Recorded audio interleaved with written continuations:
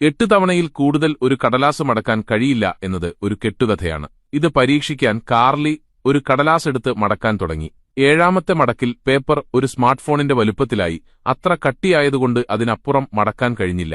എന്നാൽ വലിയൊരു കടലാസ് ഉപയോഗിച്ചാലോ? 8 മടക്കുകൾക്കപ്പുറം പോകാൻ കഴിയുമോ? അതറിയാൻ അവർ 12x5 ഇഞ്ച് വലുപ്പമുള്ള ഒരു കടലാസെടുത്തു. വലിയ കടലാസു മടക്കാൻ എളുപ്പമായിരിക്കുമെന്നായിരുന്നു അവരുടെ കണക്കുകൂട്ടൽ. 3ാമത്തെ മടക്കിൽ പേപ്പർ അതിവേഗം ചുരുങ്ങുന്നത് അവർ ശ്രദ്ധിച്ചു.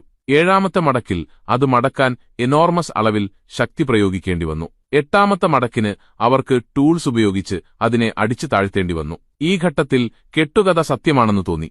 8 മടക്കുകളുടെ ഈ ശാപം തകർക്കാൻ അവർക്ക് ഇതിലും വലിയൊരു കടലാസ് ആവശ്യമായിരുന്നു. ഒരു സാധാരണ ഫുട്ബോൾ മൈതാനത്തിന്റെ വലുപ്പമുള്ള ഒരു ഷീറ്റ് ഉപയോഗിക്കാനായിരുന്നു അവരുടെ പദ്ധതി. അത്രയും വലിയ ഒറ്റ ഷീറ്റ് നിലവിലില്ലാത്തതുകൊണ്ട് അവർക്ക് അത് കൂട്ടിച്ചേർക്കേണ്ടി വന്നു.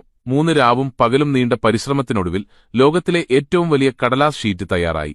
അൾട്ടിമേറ്റ് ഫോൾഡിംഗ് ടെസ്റ്റ് ആരംഭിക്കാൻ പോകുകയായിരുന്നു. എല്ലാവരും വലിയ ഷീറ്റിന്റെ ഒരറ്റമുയർത്തി മറ്റേ അറ്റത്തേക്ക് ശ്രദ്ധാപൂർവം വലിച്ചു. അതിന്റെ ഇനോർമസ് വലുപ്പം കാരണം ഓരോ ഘട്ടവും ശ്രദ്ധയോടെ ചെയ്യേണ്ടിയിരുന്നു. ഓരോ തവണയും 90 ഡിഗ്രി കൃത്യമായി അവർ മടക്കി.